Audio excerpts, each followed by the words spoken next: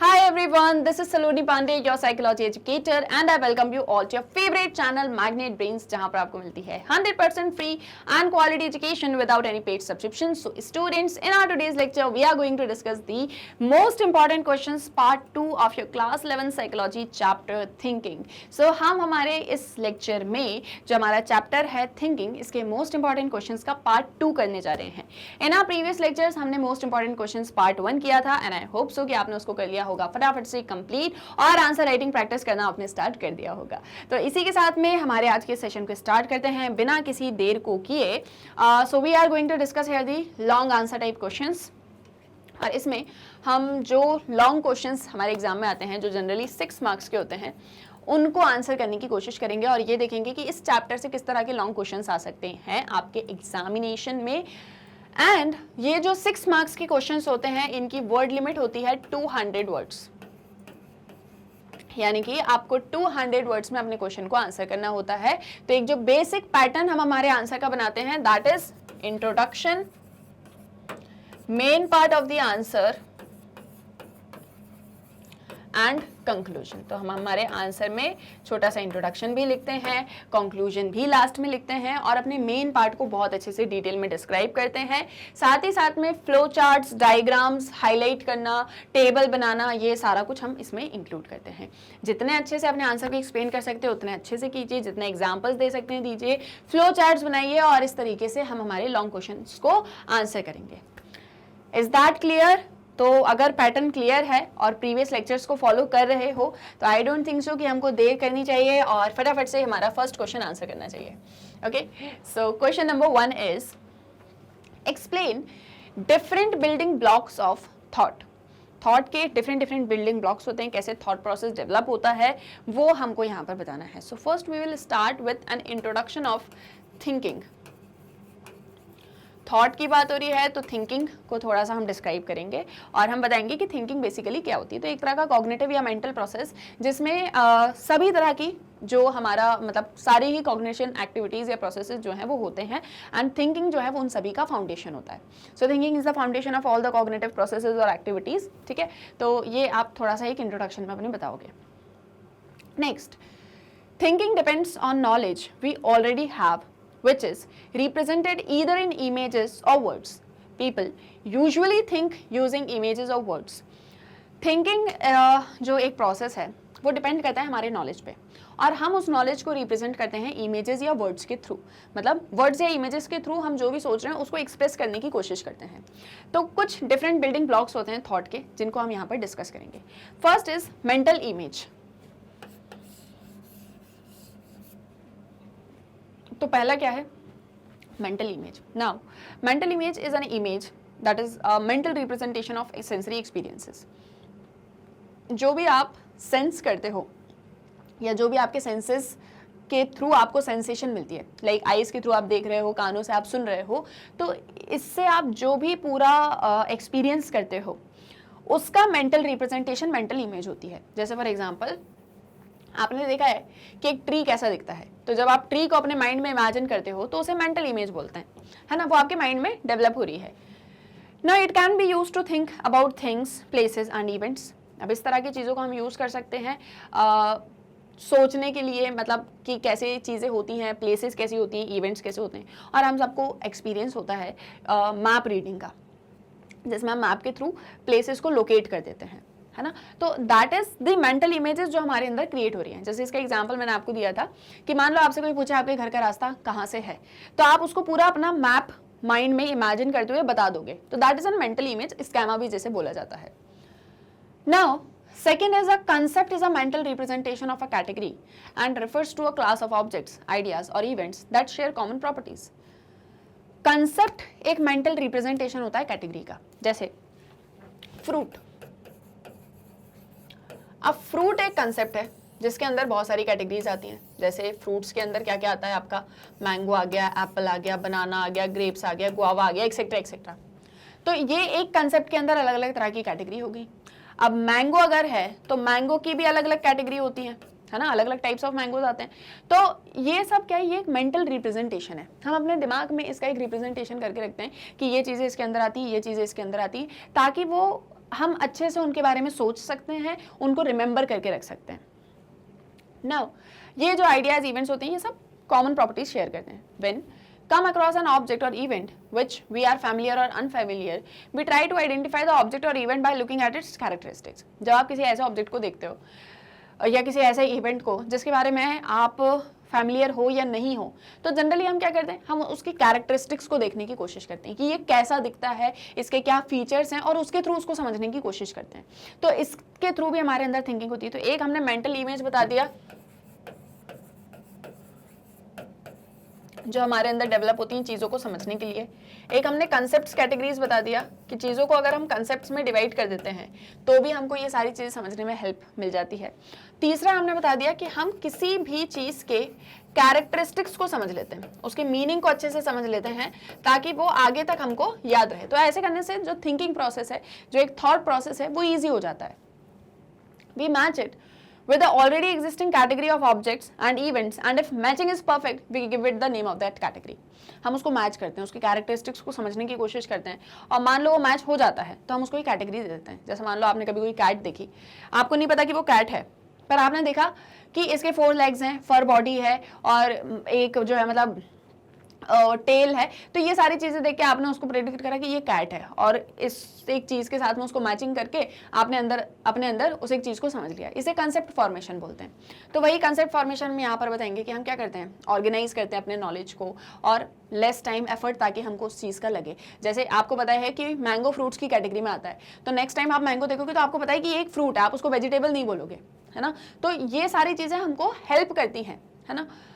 Children who are systematic and organized arrange their things, जैसे books, bag और जो भी अदर आइटम्स होते हैं, कबर्ड हो गया, मॉर्निंग में आपको जो भी सारी चीज़ें चाहिए हैं, तो आप उसको एक ऑर्गेनाइज्ड वे में रखते हो ताकि आपको सब कुछ मिल जाए। सेम वे हमारे माइंड के अंदर भी हम चीज़ों को कंसेप्ट्स के अंदर रखते हैं ताकि जब भी हम उसके बारे में सोचें तो प्रॉब्लम ना हो, कन्फ्यूजन ना हो, है ना। एक सिस्टमेटिक वे में आप सारी चीज़ों के बारे में थिंकिंग कर सकते हो। लाइब्रेरी में भी जो बुक्स होती हैं वो सब्जेक्ट के अकॉर्डिंग अरेंज की जाती हैं, उनके ऊपर लेबल लगाया जाता है ताकि आप कंफ्यूज ना हो।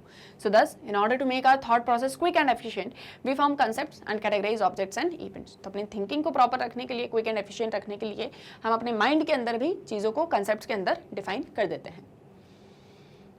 Is that clear? समझ में आ रहा है? ठीक है। क्वेश्चन को कैसे स्टार्ट करना है, पहले थिंकिंग बताया, फिर पूरे बिल्डिंग ब्लॉक्स हमने बता दिए, फाइनली आप कंक्लूजन कर दोगे। कि कंक्लूजन में आप ये भी लिख सकते हो कि इसीलिए अपने थॉट प्रोसेस को क्विक एंड एफिशिएंट रखने के लिए हम चीज़ों को कंसेप्ट कैटेगरीज में डिफाइन कर देते हैं, और ये चीज़ें फिर हमको आगे अपने थॉट प्रोसेस में हेल्प करती हैं चीज़ों को ईजी वे में समझने के लिए। ठीक है, क्लियर? तो आपका कंक्लूजन भी हो जाएगा और आपका आंसर भी कंप्लीट हो जाएगा। इसमें आप लेवल्स ऑफ कंसेप्ट भी बता सकते हो कि कंसेप्ट के 3 लेवल होते हैं। एक सुपर ऑर्डिनेट लेवल होता है, एक आपका सब ऑर्डिनेट लेवल होता है, सुपर ऑर्डिनेट होता है, फिर बेसिक होता है, फिर आपका सब ऑर्डिनेट लेवल होता है। सुपर ऑर्डिनेट लेवल जो है वो हाईएस्ट है, इंटरमीडिएट लेवल जो है वो बेसिक है, और सब ऑर्डिनेट जो है वो लोएस्ट है। हम जनरली बेसिक लेवल कंसेप्ट को याद रखते हैं स्पीकिंग करते समय। जब भी आप बोल रहे होते हो तो आप एक इंटरमीडिएट लेवल, बेसिक लेवल बोलते हो। आप कोई बहुत भारी भरकम वर्ड्स भी यूज़ नहीं करते हो, आप कोई बहुत बेसिक वर्ड्स भी यूज़ नहीं करते हो, आप ऐसे वर्ड्स को यूज़ करते हो जिससे बात सामने वाले को समझ में आ जाए, है ना। तो दैट इज की लेवल ऑफ कंसेप्ट। प्रोटोटाइप्स होते हैं, जैसे ज़्यादातर जो कंसेप्ट्स होते हैं थिंकिंग में वो क्लियर नहीं होते हैं, एक दूसरे के साथ में ओवरलैप करते हैं, तो हम क्या करते हैं उसके प्रोटोटाइप्स को बना देते हैं। मतलब जैसे एलियन रॉस्क ने बताया कि प्रोटोटाइप्स जो है वो रियल लाइफ में इन्वॉल्व होते हैं। प्रोटोटाइप मैचिंग हम कर देते हैं, ये आइटम हमारे माइंड में ऑलरेडी प्रेजेंट इस कैटेगरी के साथ में मैच हो रहा है तो उसको मैच कर देंगे, प्रोटोटाइप बन जाएगा। ये सब पढ़ा है ना आपने, ये कंसेप्ट्स आप ऑलरेडी पढ़ चुके हो, मैं सिर्फ आपको एक बार रिकॉल करवा रही हूँ, ठीक है। और मैं आपको बता रही हूँ कि आपको आंसर में क्या क्या लिखना है। तो ऐसा क्वेश्चन आया, बिल्डिंग ब्लॉक्स में कंसेप्ट्स भी लिखो, स्कैमा को भी लिखो, मतलब मेंटल इमेज को, प्रोटोटाइप्स को भी लिखो, और इन सारे पॉइंट्स के बाद में अपने आंसर को कंक्लूड कर दो, है ना। कि थॉट प्रोसेस के लिए एक ऑर्गेनाइज्ड फॉर्म में थिंकिंग होना बहुत ज़्यादा ज़रूरी है, नहीं तो थिंकिंग करने में दिक्कत आएगी। क्लियर? क्वेश्चन समझ में आया, आंसर कैसे लिखना है समझ में आया, क्या क्या पॉइंट्स आंसर में लिखने हैं, कैसे लिखने हैं, सब समझ में आया, है ना। तो ऐसे ही आपको अपना आंसर राइटिंग करना है लॉन्ग क्वेश्चन आंसर में। एक आध क्वेश्चन और देखते हैं, अच्छे से समझ में आएगा। ठीक है, देखो question number 2। What do you know about the process of creative thinking? Explain different stages involved in it. Creative thinking से आप क्या समझते हो, इसमें कौन कौन सी डिफरेंट स्टेजेस इन्वॉल्व होती हैं। तो पहले ऑब्वियस है कि इंट्रोडक्शन में हम क्या बताएंगे, क्रिएटिव थिंकिंग क्या होती है ना। यही हमारा मेन पार्ट होगा, इसको ही हमको कम से कम 60 वर्ड्स 75 वर्ड्स में लिखना है। फिर हम बताएंगे कि क्रिएटिव थिंकिंग में कौन कौन सी स्टेजेस इन्वॉल्व होती हैं, ठीक है, ये आपका हो जाएगा। तो सबसे पहले बताया क्रिएटिव थिंकिंग के बारे में कि देखो creative thinking is something that is out of the box thinking. जब आप किसी चीज़ के बारे में कुछ अलग से सोचते हो जो शायद किसी ने भी ना सोचा हो।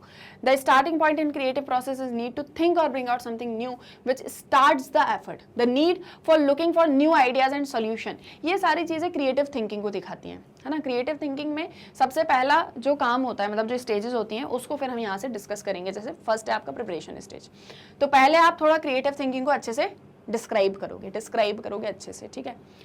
फिर आप बताओगे स्टेजेस। तो पहला हमने बताया preparation stage.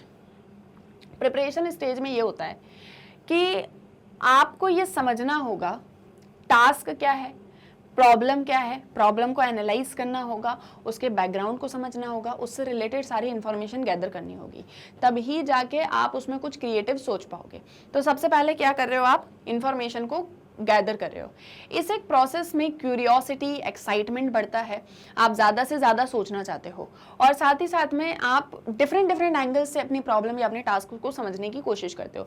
Divergent thinking abilities यहाँ पर इंपॉर्टेंट रोल प्ले करती हैं। सेकेंड है आपका इंक्यूबेशन स्टेज।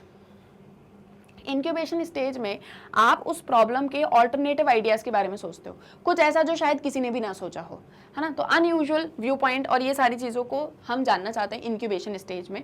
यहाँ पर आपको थोड़ा सा ये डर भी लग सकता है कि अगर आप फेल हो गए तो, या आपके मन में ऐसे थॉट्स भी आते हैं कि आप प्रॉब्लम को छोड़ दो कुछ समय के लिए।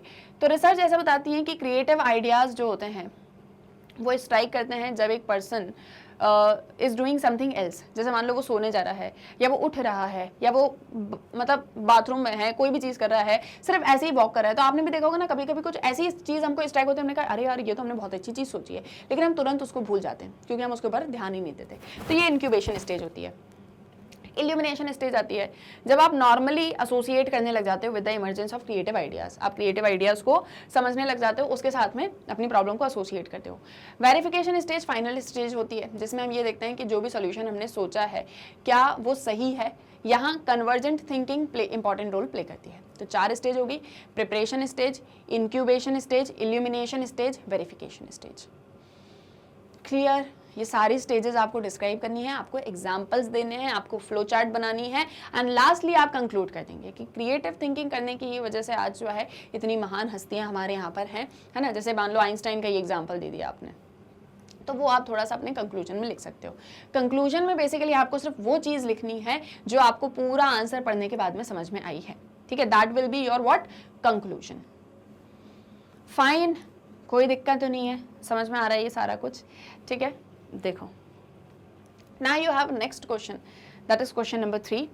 Explain different viewpoints explaining the relationship between language and thought in detail. Language और thought के बीच का जो relationship है वो आपको यहाँ पर बताना है। इस तरह के क्वेश्चन को हमने शॉर्ट में भी किया था, अभी लॉन्ग में कर रहे हैं तो डिटेल में करेंगे। सबसे पहले बताएंगे थॉट क्या होता है, फिर बताएंगे लैंग्वेज क्या होती है, फिर दोनों के बीच में क्या रिलेशनशिप है वो बताओगे। तो 3 डिफरेंट व्यू पॉइंट्स हैं, thought determines language, language determines thoughts, and thought and language both are separate entity and work मतलब सेपरेटली वर्क करते हैं, ठीक है।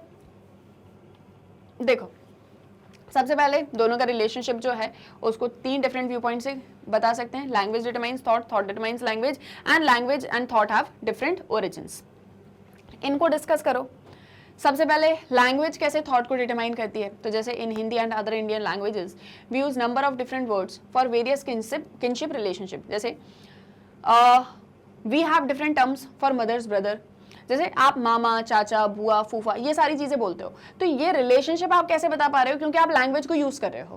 तो अगर आप बात कर रहे हो कि मेरे मामा ऐसे हैं, तो आप उनको मामा बोल रहे हो क्योंकि कहीं ना कहीं आपने उस लैंग्वेज को यूज़ किया है ना, कि मेरे अंकल जो है वो इस तरीके का काम करते हैं, या मेरी जो मम्मी की बहन है वो इस तरीके की है। तो आप वर्ड्स वहाँ यूज़ कर रहे हो, लैंग्वेज यूज़ हो रही है। तो इसीलिए बोल रहे हैं कि लैंग्वेज से थॉट डिटरमाइन होता है। लैंग्वेज ही नहीं पता होगी तो सोचोगे कैसे, ठीक है। इंग्लिश लैंग्वेज में भी आप किनशिप रिलेशनशिप्स को वर्ड्स के थ्रू डिस्क्राइब करते हो, है ना। वैसे ही इंग्लिश लैंग्वेज में बहुत सारे वर्ड्स होते हैं जो कलर्स के लिए होते हैं। कुछ ट्राइबल लैंग्वेजेस होती हैं, उनमें 2 और 4 कलर टर्म्स होते हैं। बेंजामिन ली वॉर्फ ने यहाँ पर बताया कि लैंग्वेज डिसाइड करती है कि थॉट का कंटेंट क्या होगा, और इसी व्यू को लिंग्विस्टिक रिलेटिविटी हाइपोथेसिस बोला जाता है। ठीक है, ये किसने बताया था? बेंजामिन ली वॉर्फ ने। इस हाइपोथेसिस में ये बोला जाता है कि थिंकिंग जो है वो लैंग्वेज से डिटरमाइन हो रही है और लिंग्विस्टिक कैटेगरीज के through. Experimental evidence, however, maintains that it is possible to have same level or quality of thoughts in all languages, depending upon the availability of linguistic categories and structures. Some thoughts may be easier in one language compared to other. ये बोल रहे हैं कि जब आप language का use करते हो तभी आप किसी चीज को सोच पाते हो। अगर सोचने के लिए आपके पास वर्ड्स ही नहीं होंगे तो कैसे थिंकिंग होगी? तो language is the must thing, और इसको इन्होंने लिंग्विस्टिक डिटर्मिनिज्म या लिंग्विस्टिक हाइपोथेसिस का नाम दिया है। इसमें एक्सपेरिमेंट वगैरह करके भी यही देखा गया कि थॉट्स के लिए लैंग्वेज होना बहुत ज़्यादा ज़रूरी है। अगर लैंग्वेज होगी तो हमारे लिए ईजी हो जाएगा कि हम अपने थॉट्स को कंपेयर कर सकें और उसके बारे में ज़्यादा अच्छे से थिंकिंग कर सकें किसी भी चीज़ को लेके। ठीक है, ये पहला था कि लैंग्वेज डिटरमाइंस थॉट्स। दूसरा है thought as a determinant of language. इसको जीन पियागेट ने बताया। उन्होंने बोला सुनो, लैंग्वेज की ज़रूरत नहीं है। एक बच्चा होता है ना, उसके अंदर पहले से ही थॉट्स चलते रहते हैं। वर्ल्ड को समझने के लिए वो पहले से ही थिंकिंग उसके अंदर चल रही है। तो जब भी बच्चे किसी चीज़ को देखते हैं तो वो उसको कॉपी करना स्टार्ट कर देते हैं। तो थिंकिंग पहले ही हो रही, लैंग्वेज तो बहुत बाद में आती है, बोलना तो वो बहुत बाद में सीखते हैं, लेकिन थॉट उनके अंदर पहले ही चलता रहता है। तो दैट मीन्स कि थॉट डिटरमाइन करता है लैंग्वेज को। A child's observation of others' behavior and imitation of the same behavior involve thinking but not language. So language is just one of the means of thinking. तो बोल रहे हैं जैसे एक चाइल्ड ऑब्जर्व करता है दूसरे के बिहेवियर को तो उसको इमिटेट करने लग जाता है, लेकिन उसकी लैंग्वेज को इमिटेट नहीं कर पाता है। तो language is a means of thinking. Language is just one of the means of thinking. Actions internalize हो जाते हैं, लैंग्वेज अफेक्ट करती है सिंबॉलिक थिंकिंग को। तो पियागेट यहाँ पर बिलीव करते हैं कि लैंग्वेज जो है वो सिखाई जा सकती है, उसको समझना, उसकी मीनिंग क्रिएट करना ज़्यादा इंपॉर्टेंट है, लेकिन थिंकिंग अगर नहीं है तो लैंग्वेज भी, मतलब लैंग्वेज बहुत बाद में आती है। उनका बेसिक कहना ये है, थॉट बेसिक है, नेसेसरी है if language is to be understood. Language समझने के लिए थिंकिंग भी तो होना चाहिए ना। आप नहीं तो फिर आपको लैंग्वेज सिखा दी जाएगी, अगर आप उसके बारे में सोच ही नहीं रहे हो तो फिर तो आप कुछ भी वर्ड्स बनाते रहोगे। तो उसके लिए लैंग्वेज को समझना के लिए थिंकिंग जो है वो पहले आती है। ठीक है, तीसरा व्यू पॉइंट है different origins of language and thought. Thought और लैंग्वेज के डिफरेंट ओरिजिन्स होते हैं। इसमें 2 व्यू पॉइंट्स हैं। एक व्योगोट्स्की का है, व्योगोट्स्की कहते हैं कि सुनो, जो थॉट्स और लैंग्वेज होते हैं वो चाइल्ड में सेपरेटली मतलब डेवलप होते हैं। जब वो 2 साल के करीब होता है तब उसके अंदर लैंग्वेज डेवलप होती है। 2 साल से पहले उसके अंदर थॉट्स चल रहे होते हैं लेकिन वो उसको बोल नहीं पाता है। यही पियागेट का सेंसरी मोटर स्टेज था, है ना। अब इसी एक व्यू पॉइंट को आपको यहाँ पे पूरा एक्सप्लेन करना है कि थॉट जो है वो बिना लैंग्वेज के भी यूज़ किया जा सकता है। एंड कभी कभी ऐसा भी होता है कि आप बिना लैंग्वेज को यूज़ किए अपने थॉट्स को एक्सप्रेस करते हो, जिसे नॉन वर्बल कहा जाता है। साइन लैंग्वेज यूज़ होती है। लैंग्वेज को यूज़ अगर बिना थॉट के करोगे तो आप उसको एक्सप्रेस नहीं कर पाओगे, है ना। तो बहुत कम ऐसा होता है कि लैंग्वेज जो है वो ऑटोमेटिकली आ रही है बिना सोचे। जैसे मान लो किसी ने आपसे पूछा हेलो गुड मॉर्निंग कैसे हो आप, तो आपने कहा हाँ गुड मॉर्निंग मैं बिल्कुल ठीक हूँ, तो उसके लिए आपने थिंकिंग नहीं करी। अब ये चीज़ कब हो जाएगी? जब आप लैंग्वेज को सीख जाओगे और थिंकिंग थॉट प्रोसेस आपके अंदर ऑलरेडी डेवलप हो चुका होगा। तो बोले दोनों चीज़ें अलग अलग काम करती हैं, दोनों फंक्शंस आपस में ओवरलैप करते हैं। क्लियर? क्या क्या बताओगे इसमें? लैंग्वेज क्या होती है, थॉट क्या होती है, लैंग्वेज कैसे डिटरमाइन करी है थॉट को, सेकंड बताओगे थॉट कैसे डिटरमाइन कर रहा है लैंग्वेज को, और थर्ड बताओगे कि दोनों का ओरिजिन सेपरेट है और कैसे एक दूसरे से अलग है। क्लियर? क्वेश्चन में कोई दिक्कत आ रही है, आंसर समझ में नहीं आ रहा है क्या, तो कमेंट सेक्शन में पूछ लोगे, ठीक है। बट बेसिक मैं आपको क्या बता रही हूँ कि क्वेश्चन बहुत अच्छे से रीड करो। डिमांड क्या है क्वेश्चन की, इस एक चीज को समझो। हमको क्वेश्चन की डिमांड समझना है, ऐसा नहीं क्वेश्चन पढ़ा और बस लिखना स्टार्ट कर दिया। एक्चुअल में जो पूछा जा रहा है हमारा आंसर उसी के आसपास रिवॉल्व करना चाहिए। अननेसेसरी लिख के अपना टाइम वेस्ट नहीं करना है। जो पूछा है उसी एक चीज को लिखो, इंट्रोडक्शन दो, कंक्लूजन दो, दैट्स इट। लग रहा है फ्लो चार्ट बन सकती है, बनाओ, एग्जाम्पल दे सकते हो, बिल्कुल दो। ये चीजों को ध्यान रखना है, बहुत ज्यादा स्ट्रेस नहीं लेना लॉन्ग क्वेश्चन को लेके कि मैम लॉन्ग क्वेश्चन आ गया तो क्या आंसर में लिखूं। इजीली आप लिख सकते हो सारी चीजों को। फाइन, कोई दिक्कत परेशानी तो नहीं है। कोई डाउट तो नहीं आ रहा है? डाउट आएगा तो पूछोगे, ठीक है? मैं क्वेश्चंस प्रैक्टिस करवा रही हूँ, आप देखो धीरे धीरे आपको सारी चीज़ें समझ में आ जाएंगी। बस एक काम आपको करना है कि जब ये आंसर हम पूरे कर लें, कंप्लीट ये हमारा सेशन आज का कंप्लीट हो जाए, तो इन क्वेश्चंस को आंसर करने की प्रैक्टिस खुद से करना, कॉपी मत करना बोर्ड से, खुद से आंसर को फ्रेम करना कि मेरे को ये पॉइंट्स लिखने हैं, ऐसे ऐसे लिखना है। मतलब कंटेंट क्या लिखना है वो मैंने बता दिया, लेकिन वर्ड्स आपके होना चाहिए, बुकिश लैंग्वेज नहीं। क्लियर? तो इन चीज़ों का ध्यान रख के प्रैक्टिस करो, सारा कुछ अच्छे से हो जाएगा। फाइन, चलो आगे बढ़ते हैं, क्वेश्चन नंबर 4 पर आ जाते हैं। Thinking is the base of all cognitive activities of processes and is unique to human beings. Discuss. Thinking सभी कॉग्निटिव एक्टिविटीज का बेस है एंड जो भी मतलब कॉग्निटिव एक्टिविटीज होती हैं, प्रोसेसेस होते हैं, और ह्यूमन बींग्स में यूनिक है। थिंकिंग जो है वो यूनिक है ह्यूमन बींग्स में ही, एनिमल्स में उतनी ज़्यादा नहीं होती है ना। तो इसीलिए इसको थोड़ा सा डिस्कस करो कि थिंकिंग कैसे ऑल कॉग्निटिव एक्टिविटीज़ का बेस है और ह्यूमन बींग्स के लिए यूनिक है। अच्छा एक बात बताओ, कोई डिसीजन लेना होता है तो उससे पहले क्या करते हो? थिंकिंग। कोई प्रॉब्लम को सोल्यूशन ढूंढना है तो उसके पहले थिंकिंग। प्रॉब्लम एग्जिस्ट करती है तो ऑब्वियसली थिंकिंग कर रहे हो तभी प्रॉब्लम एग्जिस्ट कर रही है। अच्छा किसी चीज़ को समझना होता है तो उसके लिए भी तो थिंकिंग करनी पड़ती है ना। जैसे मान लो मैं आपको कोई चीज़ समझा रही हूँ तो थोड़ा बहुत दिमाग में चल रहा है ना कुछ कुछ चीज़ें, तभी सब कुछ समझ पा रहे हो। तो कहीं ना कहीं हम जो भी जितने भी कॉग्निटिव प्रोसेसेस होते हैं ना, उन सब का बेस थिंकिंग ही है। बिना थिंकिंग के आप कुछ नहीं कर सकते, बिना सोचे समझे आप कभी डिसीजन नहीं ले सकते, बिना सोचे समझे आप कभी किसी प्रॉब्लम को सोल्यूशन नहीं ढूंढ सकते हो। तो थिंकिंग इज द बेस, और ये ह्यूमन बींग्स में यूनिक है। In all human beings, thinking is unique and is the base of all cognitive activities or processes. It involves manipulation and analysis of information received from the environment. For example, while seeing a painting, you're not simply focusing on the color of the painting or the lines or strokes. Rather, you're going beyond the given text and interpreting its meaning, and you're trying to relate the information to your existing knowledge. आप जब कोई painting देखते हो तो आप ये नहीं देखते उसमें कौन सा कलर किया गया है, कैसे कैसे डिजाइन की गई है। पेंटिंग देख के आपको क्या समझ में आ रहा है, आप इसी चीज के ऊपर ज्यादा फोकस करते हो। क्यों? क्योंकि ह्यूमन बींग्स के अंदर ये क्वालिटी होती है कि जो भी इंफॉर्मेशन हमको मिलती है हम उसको मैनिपुलेट करते हैं, उस इंफॉर्मेशन को हम एनालाइज करते हैं, उसको अंडरस्टैंड करते हैं। So understanding of the painting involves creation of new meaning that is added to your knowledge. तो मतलब अगर आप पेंटिंग को समझ लेते हो, उसके मॉरल को समझ लेते हो, तो कहीं ना कहीं वो आपके नॉलेज में नई चीज ऐड ऑन कर देगा। Now thinking therefore is a higher mental process through which we manipulate and analyze the acquired और एग्जिस्टिंग इन्फॉर्मेशन। तो थिंकिंग क्या है? एक तरह का हायर मेंटल प्रोसेस जिसके थ्रू हम हमारी एग्जिस्टिंग इन्फॉर्मेशन को मैनिपुलेट करते हैं, एनालाइज करते हैं। इस तरह का जो मैनिपुलेशन या एनालिसिस होता है ये हमको किसी भी चीज़ को एब्स्ट्रैक्ट करने में, रीजन करने में, समझने में, जानने में, प्रॉब्लम सॉल्विंग में हेल्प करता है। और इसी तरीके से थिंकिंग जो है वो ऑर्गेनाइज्ड या गोल डायरेक्टेड होती है। हमारी डे टू डे एक्टिविटीज़ में, चाहे हम कुकिंग कर रहे हो या चाहे मैथ्स प्रॉब्लम को सॉल्व कर रहे हो, हमारा एक गोल होता है और हम उस गोल को अटेन करना चाहते हैं। तो हम उसके लिए प्लानिंग करते हैं, स्टेप्स को रिकॉल करते हैं, और इन सब में थिंकिंग प्रोसेस इन्वॉल्व होता है। और ये सब कुछ सिर्फ और सिर्फ ह्यूमन बींग्स ही कर सकते हैं, इसीलिए ह्यूमन बींग्स के अंदर ये एक यूनिक क्वालिटी है। क्लियर? तो ऐसे सारे पॉइंट्स लिख के एग्जांपल्स के थ्रू आप ये एक्सप्लेन करोगे कि थिंकिंग जो है वो सभी कॉग्निटिव प्रोसेसेस का बेस है, साथ ही साथ में एक यूनिक क्वालिटी है ह्यूमन बींग्स की। And here is our last question, that is question number 5। तो इसी के साथ में हमारा ये लेक्चर भी कंप्लीट हो जाएगा। फटाफट से इसको भी देख लेते हैं और ध्यान से सुनेंगे, ध्यान से समझेंगे। ठीक है? क्वेश्चन है, Lisa is doing a research work on language development. She finds out there are various stages through which language develops. Lisa एक रिसर्च वर्क करी है कि लैंग्वेज कैसे डेवलप होती है। तो उसको पता चलता है कि लैंग्वेज डेवलपमेंट में बहुत सारी स्टेजेस होती हैं। कौन कौन सी स्टेजेस होती हैं वो आपको बताना है। तो सिंपली आपको क्या बताना है कि लैंग्वेज डेवलपमेंट में कौन कौन सी स्टेजेस होती हैं। देखो, अपने रिसर्च वर्क में लीजा ने देखा कि बहुत सारी स्टेजेस हैं जिसके थ्रू ये कुछ होता है। तो देखो, सबसे पहला होता है इन्फेंट स्टेज। इन्फेंट स्टेज में ऐसा होता है कि जो न्यूबॉर्न बेबी है या जो यंग इन्फेंट होता है वो डिफरेंट डिफरेंट साउंड्स बनाता है। जैसे सबसे पहले साउंड वो बनाता है क्राइंग का, है ना। बच्चा रोता है तो साउंड निकलता है। अब ये जो इनिशियल क्राइंग है ये कुछ डिफरेंट सिचुएशंस में सेम होती है। जैसे अगर बच्चे को भूख लगी, कभी आप एनालाइज करोगे इस चीज़ में, तो वो उस टाइम पर जो रो रहा होता है वो साउंड सेम होता है। अगर वो ऐसे फील कर रहा है कि डिसकंफर्टेबल है तो उसका रोने का साउंड सेम होगा। और इसके ऊपर रिसर्च हुई है, प्रॉपर रिसर्च हुई है इसके ऊपर।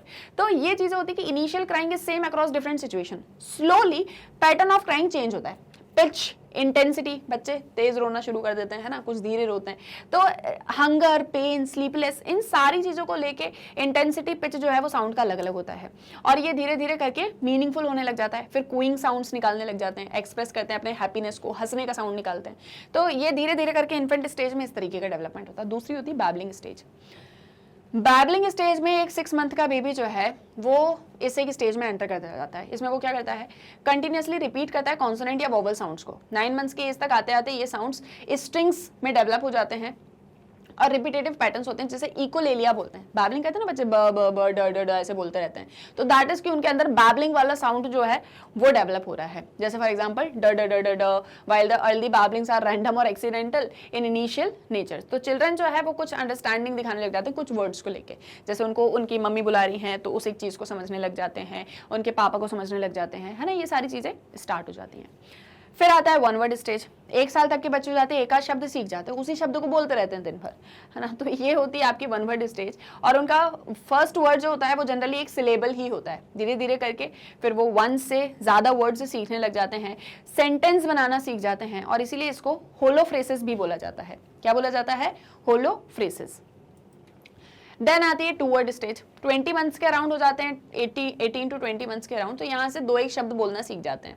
इसे टेलीग्राफिक स्पीच भी बोला जाता है, क्योंकि छोटे छोटे वर्ड सीख जाते हैं, जैसे God admission, send money etcetera. ऐसे कुछ कुछ चीज़ों को बोलना सीख जाते हैं, जैसे पैसा दो, ऐसा करो, ठीक है, जो भी उनको सिखाया जाएगा। तो छोटी छोटी चीज़ें बोलना सीख जाते हैं। इसमें नाउन्स और वर्ब्स होते हैं।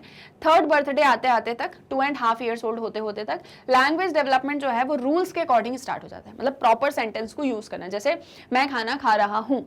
अभी जनरली जैसे छोटे हैं तो क्या बोलेंगे, खाना खाना बोलते रहेंगे तो समझ में आ जाता है कि अच्छा खाना खा रहे हैं।